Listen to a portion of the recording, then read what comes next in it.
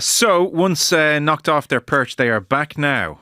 Liverpool, title number 20, allied to 6 European Cups, 7, 8 FA Cups, etc. Nobody but nobody's denying their status now as the greatest, or certainly, if greatest is a little vague, certainly most successful club in the storied history of English football.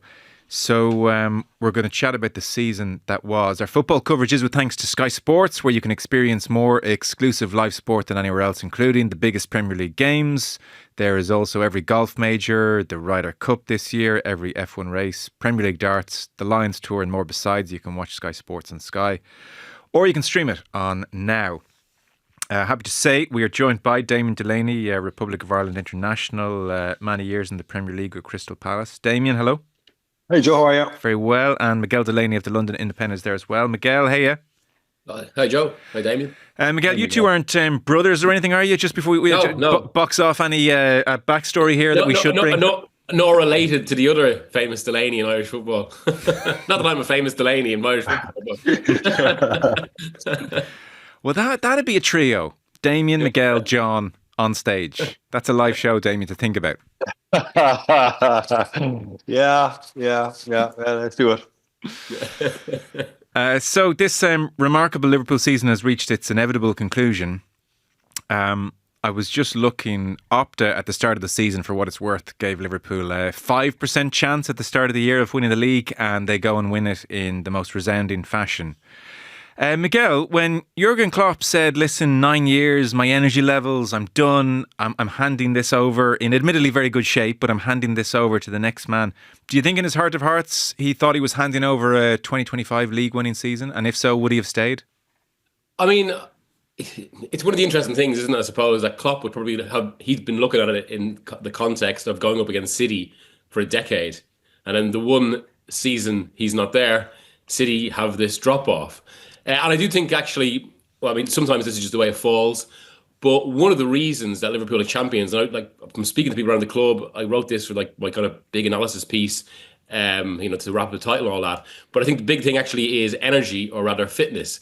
And there's an interesting stat basically. So as City, I mean, their season was pretty much defined by injury crises. Arsenal were the same. It's been a theme of the campaign, given the extra European fixtures, constant discussion about the calendar.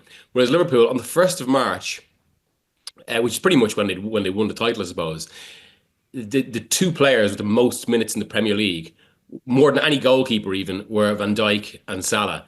So I mean, that, put bluntly, I suppose, that is pretty much the reason they've won it. They kept their biggest, if you want to get kind of moneyball about it, they kept their biggest point scorers on the pitch in a way that their rivals didn't. And that isn't luck. That is basically, it actually points to one of the reasons that Slot was appointed, where, I mean, what I've heard from kind of within the club is that they went from basically being a manager-led club to a performance-led club, where Slot was picked because he believes in basically a lot of he's willing to collaborate on a lot of the scientific-led approaches. Yeah, and invariably today there are any number of pieces trying to explain how Liverpool did it.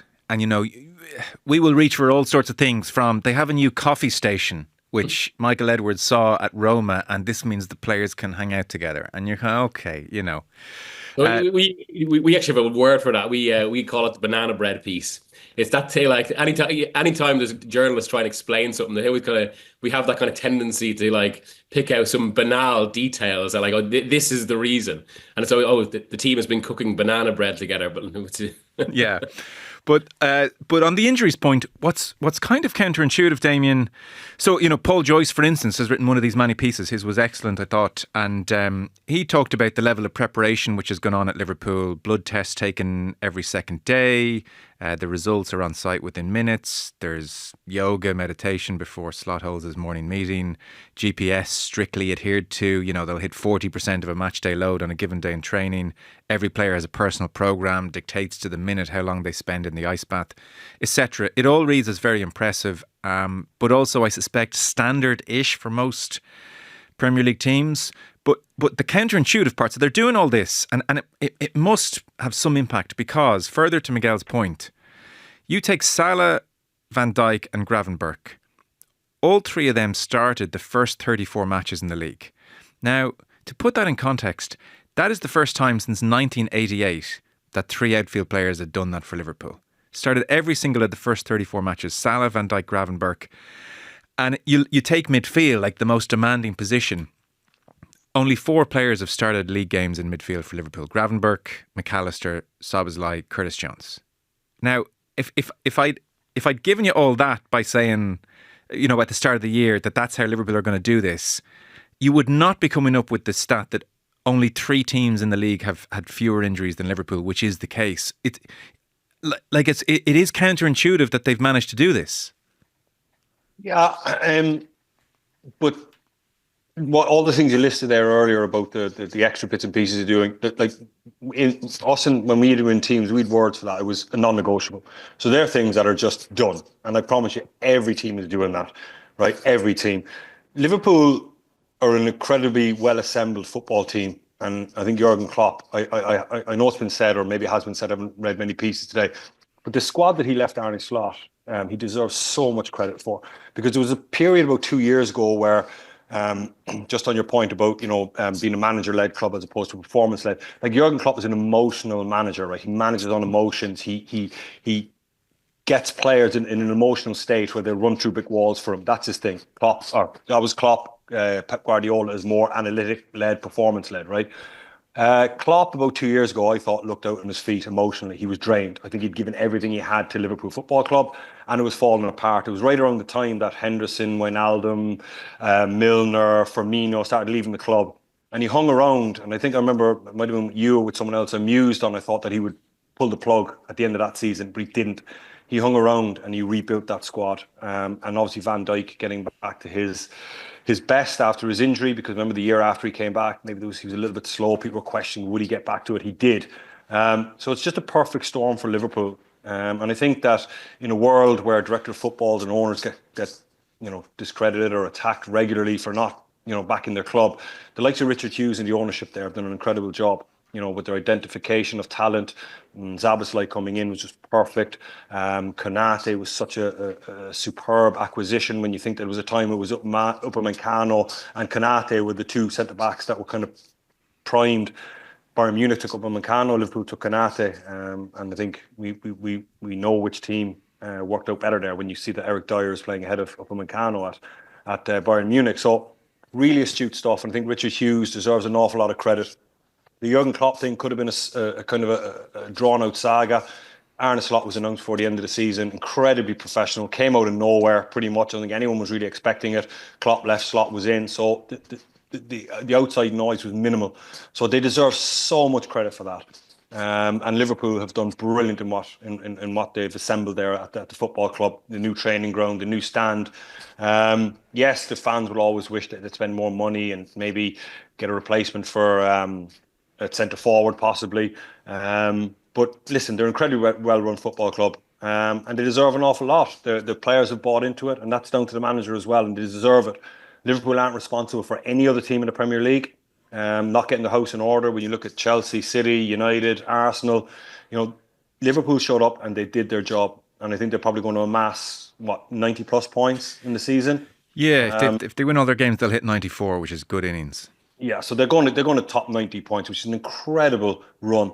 I looked at past Premier League because I saw an article online. Sorry to drag this on a little bit, but it was Richard Keys questioning the validity or the respect that Liverpool will get for this title. I think it was on his programme, and he was having a go at Jason McAteer, and he was saying that it was basically just trying to diminish their achievement. And I thought that was a bit of a cheap shot, really, because they're going to amass 90 plus points. And I look back over past Premier Leagues. I think there was one year, I think it was a Newcastle year, Manchester United won 75 points, which is, listen, and it doesn't matter. Like, it's irrelevant. You won the league and you did your job, and that's all that matters, right? But to achieve 90 plus points is an incredible feat, regardless of who challenged you or who not. Liverpool aren't responsible for other teams. So I think they deserve an awful lot of credit, and they're primed now with the right appointments, selectively picking the right players. They're primed for a period of dominance, I think. Well, I do on that point, actually, I do think as well, the City era, and obviously there's bigger discussions around that, given the ownership, given the hearing as well. But the City era has slightly skewed perceptions of legacy as well, because we've been in a situation where suddenly it's not enough just to win a title anymore. Like City have obviously kind of married it with other trophies, one treble, actually a domestic treble and the European treble. And there's almost this sense now, because of that and because that threshold has so been raised, that to just win a title, even though this is like the traditional legacy achievement, or in some quarters it's not enough. But as you say, to win a title, and especially if you get around 90 points, it's an incredible achievement. Yeah. And it's still a gold standard in football. To put it in context then, so if they win their remaining games, they get 94. City last year hit 91, but City 2 years ago, 89. 2022, City had 93, Liverpool had 92. But 21, City won it with 86. I think what has distorted it are those 3 years, the 18, 19, 2020 seasons. Like the 2020 version of Liverpool, that COVID, Jordan Henderson lifting the trophy in an empty stadium, Liverpool, they had 99 points. Yeah. The year before that, City, 99 points, beat Liverpool's 98 points. And then 2018, when that, the madness kind of peaked, Man City, 100 points, beats Liverpool 99 in second. So next to that, 94, it does not blow your socks off, I suppose. But like we'll never see that again, that 18 to 20 freakish period, Miguel, or certainly for a long time we won't. I don't know, actually. I mean, because we are in an era, I suppose, and this can't be escaped. We're in an era of super clubs and financial disparity. The fact that there's a handful of clubs that have this immense financial capacity was one of the reasons that they tried to create the Super League, sorry. And that still is an issue. It has been kind of, I suppose, there's been a bit of a leveler this season because the calendar has been so difficult. I mean, for the first time, we've had European fixtures in January. It's almost like a parallel league, and squads haven't been able to cope. And that's been a little bit, that's managed to balance things a little. But the response to that is usually that the big clubs will they'll probably push for bigger squads, they'll spend more, and there'll be a correction that way. And yeah, you can chart this, I suppose, as Damien said there. In the 90s, clubs, they didn't have the same concentration of resources or talent. 70-something points is often enough to win a title, where since really, I suppose, the early 2000s and when Abramovich bought Chelsea, the trend has been around late 80s, early 90s, or low 90s. Damien, a couple of things to throw at you, and we'll get a sense of how you think they've done it on the pitch. So injuries, a huge aspect. Slot was making the point that we're not the team that hammers other teams yet. So basically 52 matches, all competitions this year, 52 matches, only 10 times have they won by more than 2 goals. And there were a lot of kind of first halves where Liverpool were so-so and then just did enough to win. He's also shown maybe a pragmatic side. We've spoken a few times. There have been games where he's been quite happy to drop an extra man into midfield. They're not kind of always swashbuckly, coming out of the trap, scoring 3 in the first 20 minutes, blitzkrieg kind of team. Yeah, that was Jurgen Klopp's MO, where they would try to win games in the first 15 minutes and they just set a tempo that the opposition couldn't live with. Jordan Henderson spinning balls blind round the corner, could be in defeat, could be in behind. I'm not even sure he was sure, but they always had Firmino coming short and the 2 wide players, Mane and Salah, making those internal runs in behind the centre backs that were so hard to deal with. So even a blind ball, there was still options everywhere all over the pitch. And that was it. And then even if the defenders won it, you had Wijnaldum, Milner flooding the midfield area, picking up the bits and pieces, and they just created a wall of pressure, right? And that was all managed on emotion between the manager, the fans, and the players. And that was the Liverpool's MO. And I think Liverpool kind of went asunder when Jurgen Klopp, I think it was the year they played Atletico Madrid, and they started doing that high tempo, high energy. They got knocked out of the Champions League, and Madrid stood up to it. Atletico did, and they really beat them, right? And I think it was the year after that they signed Thiago Alcantara, and I think Klopp went, oh, hang on a minute, I might need another weapon in my armory here that, someone that can set a tempo, that can retain possession, that can beat a low block, because we tried to bludgeon a low block and we couldn't do it. So we're going to bring in Thiago Alcantara and we're going to, move the ball down one side, come back to point, go the other side, and just really wait for those gaps to appear. And I think that's where Klopp lost his way, because I don't think Klopp is that type of manager. I don't think he has that in him. Right on the back of that, then obviously Thiago was injured for a large portion of the season, but right at the end of that, then Firmino left, and I think that was a huge loss to them. And then the whole Trent in midfield thing kind of started recently as well. So I think Klopp has got an awful lot of attributes, but I don't think he's as tactically astute as the modern day managers, well, a lot of them are. So I think Klopp lost his way a little bit there. And then Slot came in, and Slot is of that ilk, that type of manager where he will win games, from a technical, tactical point of view. He will retain possession. He's quite happy to soak up a little bit of pressure if they need to. They're quite happy to counter-attack.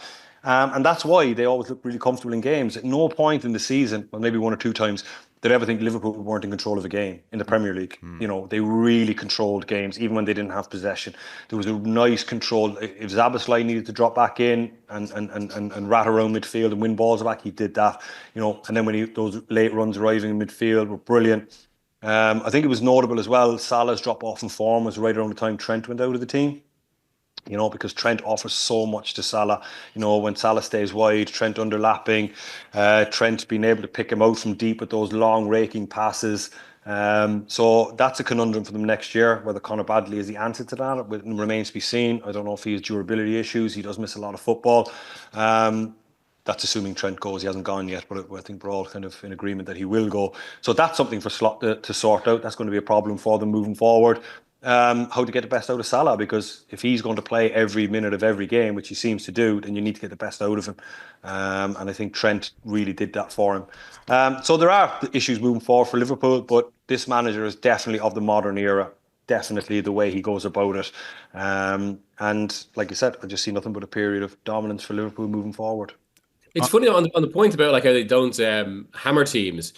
Actually, the best performance I saw this season was Liverpool at home to Man City.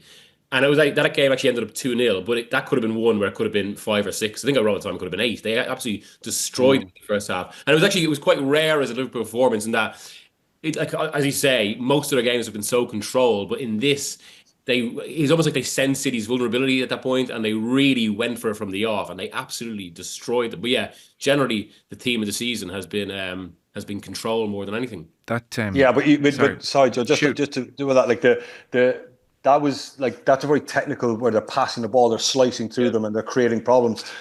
What I was referencing to was Klopp, because like Klopp first came in the league when I was still playing, and I remember playing against that wall of pressure, and we all knew that's what they did.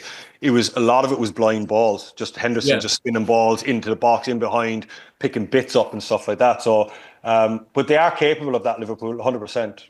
What actually, David, what's worse to play against?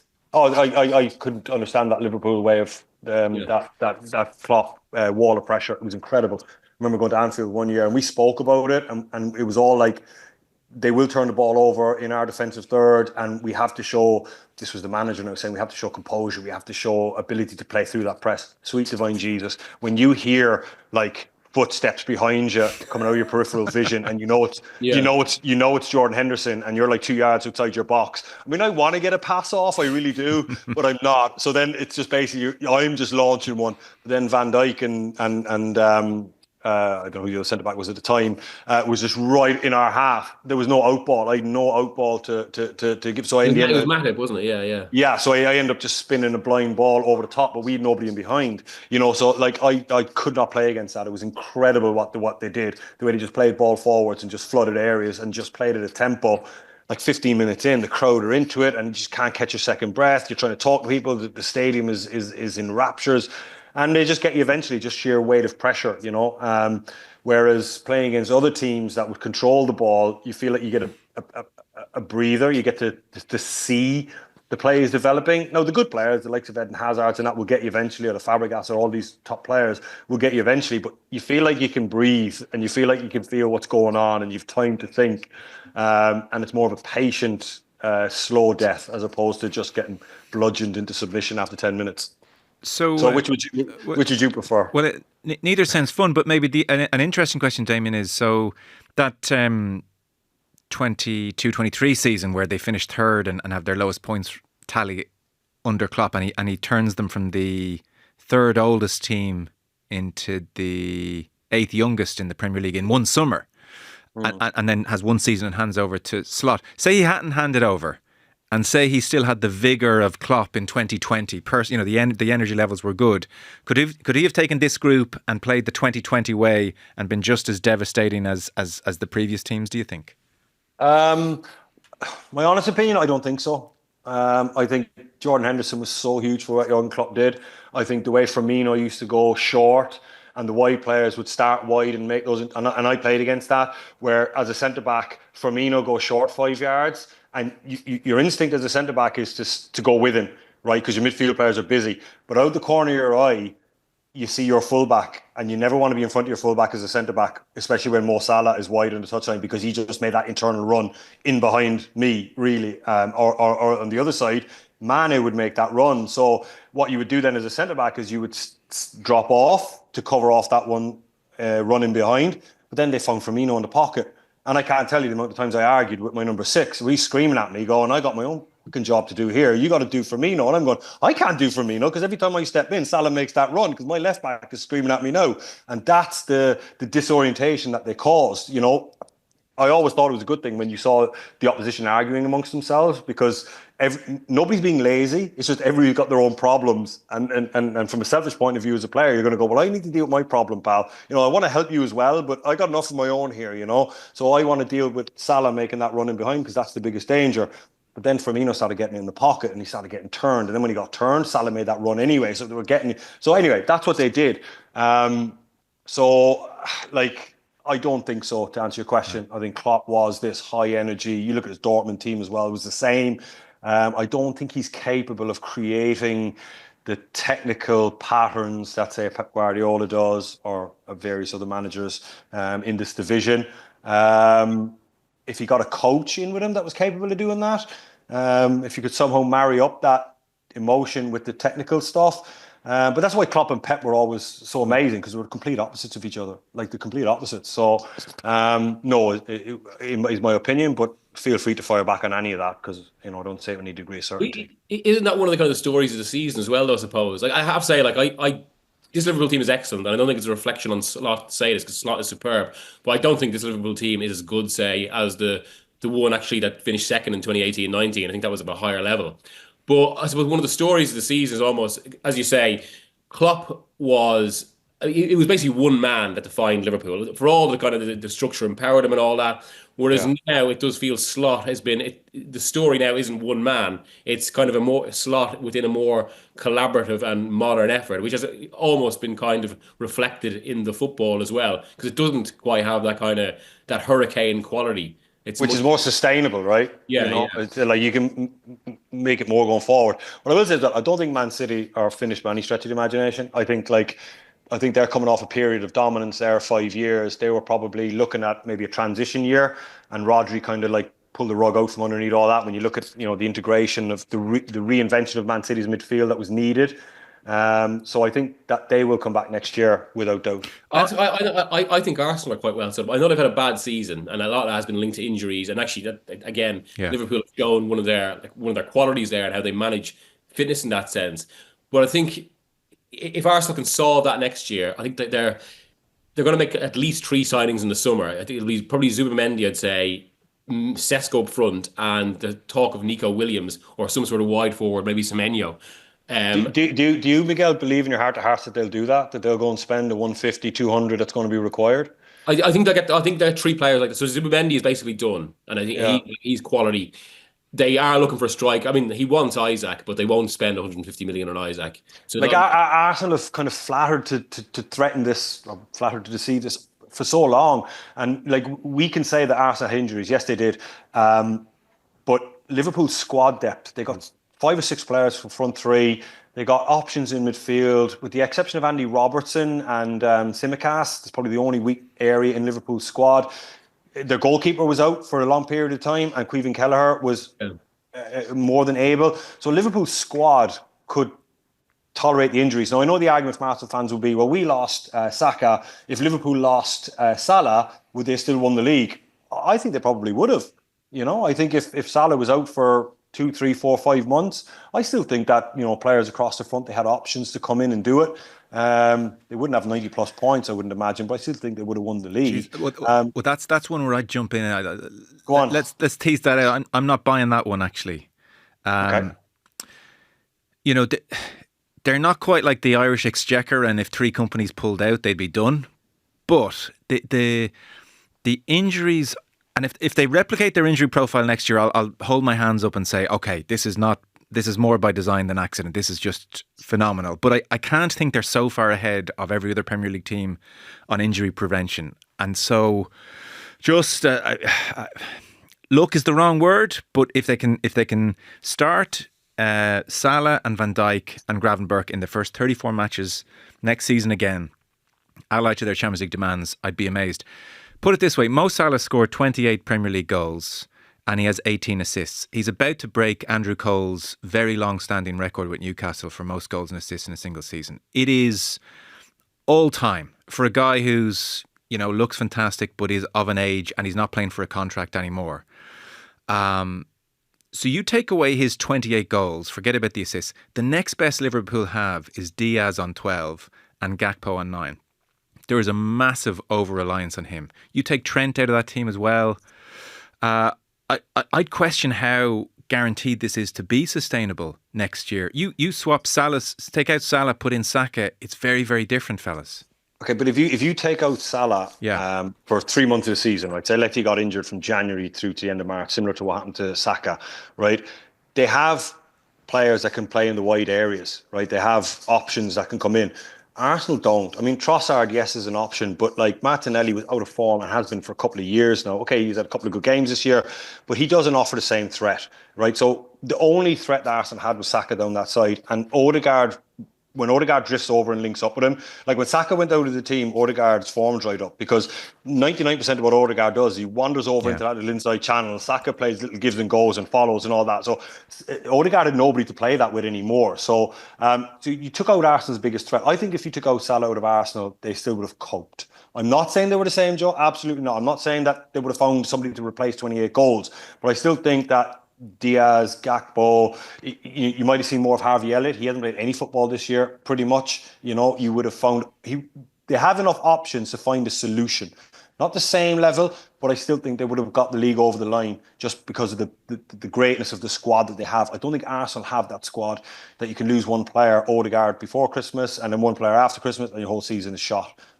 Yeah. Miguel, no Salah for 3-4 months of the season. What are we looking at? I mean, to be fair, he did have a drop-off the last 2 months, but I suppose that in the context of kind of the league was pretty much won. I have to probably lean more towards you, Joe. I think if they don't have Salah, it's about where the other goals are coming from. Could Diaz and even if Darwin Núñez plays more, can they really bridge that gap? I think it's much more competitive if Salah's not there. Yeah. But then look, ifs and buts, he was, so They go down as a completely dominant. It's a good hypothetical conversation there that I'm sure people will have to debate. I think it's more one into next season. They have to go out and buy a striker. I'd put it to you. It's interesting. A few times, Damien, you've said that you think they're in for a fairly dominant spell. There's a sophistication to Slot, and he'll find a way one way or another. But say Alexander-Arnold goes, and that's you've even said yourself how big that is. So they need a right back, or maybe Bradley's enough, but they'll need support there. There's a sense that they need to replace Robertson. How true that is, I don't know. But up front, they're going to get Kirkes from Bournemouth. That sounds like it's pretty much done. Yeah, well, that sounds reasonable. But there is just to touch on Damien's point as well. It was pretty much known last summer that Slot wanted to, or he was willing to basically change most of the front line bar Salah, and they wanted Anthony Gordon. They put that on hold. They got Chiesa, he hasn't really used. And I do think we might, because there is talk that Liverpool actually might get 5 or 6 players this summer. That's the funny thing. Jamie Carragher for the last 2 months is talking about this title-winning side of the canter and saying they needed pretty much a rebuild. I wouldn't go as far as a rebuild, because obviously, as we said, Klopp, a lot of the hard work was done, especially kind of replenishing that midfield. But you can see how there are certain parts of the team where they just need something a bit different. Any word on a striker to play through the middle, Miguel? Who is their number 9 through the middle next season? Well, I'm not sure that Slot is going to play that way. All the suggestions are actually it'll be more that type of wide forward with Salah maybe coming in. They really like Gakpo, and I think there is some thinking that if Gakpo can kind of maybe replicate what Mane did in the sense that he's got higher levels to go to. We haven't fully seen it yet, but I think in the right system, and if he gets a proper run with fitness, that he can start to really produce higher numbers. But Diaz, to be fair, about 3 months ago there was talk that they were willing to move him on. He has, I think, probably responded well. He got the goal yesterday, obviously. But yeah, you would have thought it's maybe Diaz and Darwin who were more. I mean, Darwin, we know the situation. But yeah, there will be a little bit of rotation there. Yeah. You can't be critical of them. They've been brilliant. So the question isn't meant in that way. In advance of the PSG game, Damien, Miguel, I spoke to you around that time. I remember it was the last time we spoke. And Luis Enrique, in advance of the game in Paris, where PSG really dominated, he was saying things like, look, this Liverpool side are the best by a distance in Europe, the best form, the best team. And I think I wasn't quite sure of that. Where is this team for you, Damien, in European terms? I think they're right there. I think they were very unfortunate. Well, very fortunate in the first leg and unfortunate in the second leg. It'll be disappointed it didn't come through that. But when you get to that stage, it is moments. You know, it is one little incident can even over two-legged affair. You know, you really are at the sharp end there, and I think every manager knows that can go your way. But I think they're in the top 4 teams in Europe, absolutely. And on their day, they could be number 1. But obviously the other teams on their day as well could be number 1. So it's a tight call, but I think they're right there. I mean, yeah. Listen, no, I'm with you on that. I was just surprised at the time Enrique was saying they are like now this was a manager about to play them, so there's a bit of diplomacy maybe. But he was saying they are miles ahead of everybody. They are the team in Europe, and I wasn't as sure that there was one and then a gap to all the rest. Certainly in the top cohort for sure. Yeah, like you look at the record in qualifying, you know, what was it, like they were home and hose. They just got lucky in a game, which can happen.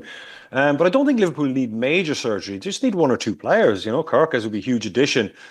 The Salah right back problem could be a big problem for them if they don't solve that, because if Salah isn't getting the service that he requires, or he doesn't get the, you know, he doesn't track back as much as. Well, he doesn't track back at all, to be honest with you. So they're going to need to figure out that right-hand side and what they're going to do with him, because if he doesn't get the service, then it could be a problem, because he has to play every week. And if he plays every week and his numbers aren't good and there are options, then people could be saying, well, hey, it's time to drop more Salah, and all the best with that, you know, next season if he does have to get left out of the team. So you know, they're not the finished article. I'm not saying they're the finished article, but they've got the foundation to have a period of dominance moving forward with the age profile and the type of players that they have in their team. And yes, they've got every window they're going to have to maybe move on 1 or 2, and they might get 1 or 2 in. But yeah, I think they're in a really good place right now. I'm nitpicking. To be fair, no team's perfect. Do you think they'll trust Bradley and give him the right back shirt? I think they want to. But I like, it's one thing being a professional footballer coming in when you're on the bench and you're under no pressure, and then you get to play and you get all the excitement of like, oh my God, I'm playing for Liverpool, right? It's another thing when you're fucking 35 games in and, like, you know, you're in a bad spell of form and you got to rally some sort of a performance. You know, it's a different thing doing it on a week-to-week basis, and we haven't seen that from him. You know, it's kind of like people had that question over Queevy and Kelleher. You can come in and play well for a game or 2, but you're always the understudy, so there's not really much pressure on you. Can Bradley pick up the workload that Trent gave you? 50 plus games a season for 5-6 years. I mean, that's an incredible output for any human being, any football player to put in. So he has the potential to be, but I don't know if he has the durability to. He does pick up injuries, and durability is an issue, as you know, the other clubs have found out. So is he durable enough to chuck out 50 games a season? If not, you have to go and spend money on a right back. But I think Kirkes would be an astute buy. Absolutely, I'm watching him and the boy at Fulham as well. Robinson, yeah.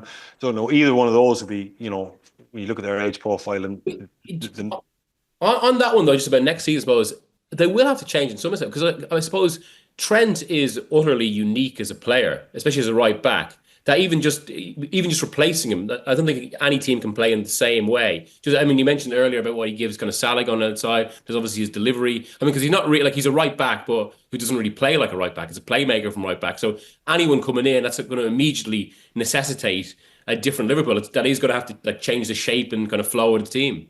Yeah, like, I mean, if you're a right back that likes to overlap, you got no chance, because Salah just stands on the touchline. So unless you overlap off the pitch, you haven't got a chance, you know. So you have to be really, really patient. Sometimes you have to stay out of it, which Trent did a lot, and then just think Salah getting to the end line, rolling a ball back, and Trent spinning in that ball, like, in behind the back 4. I mean, that's absolutely devastating for any defender to deal with, you know. So he was patient enough to just hang around in that quarterback kind of area, and ball comes back to him, and he just slung it in there. You know, if you buy a rampaging right back, he's going to want to get involved, and when he gets involved, he brings another player with him. You know, so if he overlaps, a wide player will come back, or a six will slide across, and all of a sudden now you really kind of losing space to work in. So they had such a great understanding, and I think Trent was so good for Mo Salah. So Liverpool have to figure that one out. Okay, really interesting stuff, fellas. Miguel, were you there, by the way, yesterday? I wasn't. I was in London because I was at the EFL Awards last night. Of course. I mean, we touched on They're always, from a journalistic perspective, they're always strange, those games. Now, obviously, Liverpool turned it on, but the story is more obviously what happens when they confirm it. So basically, we had all our pre-written pieces to go live. Yeah. Like the game itself isn't, because it's not like they're expected to win. Basically, it's not like the last day of the season where it's on the line. It's almost kind of a procession in that sense. So yeah, for sure. Well, it was less about the game. And we touched on it before you guys came on at the top of the show. It was more just how amazing the celebrations were. I mean, I was saying they had like a cinematic quality. You could underestimate kind of that pent up need that wasn't satisfied in 2020 to celebrate, and it was all there. Because I did an article on this a few months ago, actually, and I was speaking to Neil Atkinson from the Anfield Wrap, and the big point he was making was like what this is really about. Oh, yeah, yes, it's 20. Although it felt like they didn't really want to acknowledge the 20 thing as much because I bet like obviously the Man United dynamic, they don't want to kind of be seen that that's what it's about. But it was more about basically getting to celebrate in a way they didn't in 2020. Yeah, Damien, grizzled pro that you are, at the full-time whistle, do you turn off or did you enjoy watching the 20 minutes? I was watching hurling, Joe. Now we're talking. I got the extended highlights last night because, as Miguel said, it was a foregone conclusion.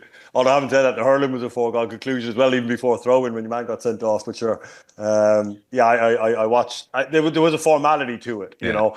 I mean, I was surprised when someone in the pub said that Liverpool were 1 down, and I just went, "Oh my God, please no!" But then obviously I was getting word that it was a formality. So you're on this court going to win the All Ireland bandwagon early. That's the plan. I am driving the bandwagon, Joe. Okay, yeah. Very good. Absolutely. Fellas, brilliant analysis on what was a brilliant Liverpool season, you have to say. Damien Delaney, thank you so much. Thanks, guys. And Miguel Delaney of the London Independent. Miguel, thanks a mil. Cheers, guys. Thank you.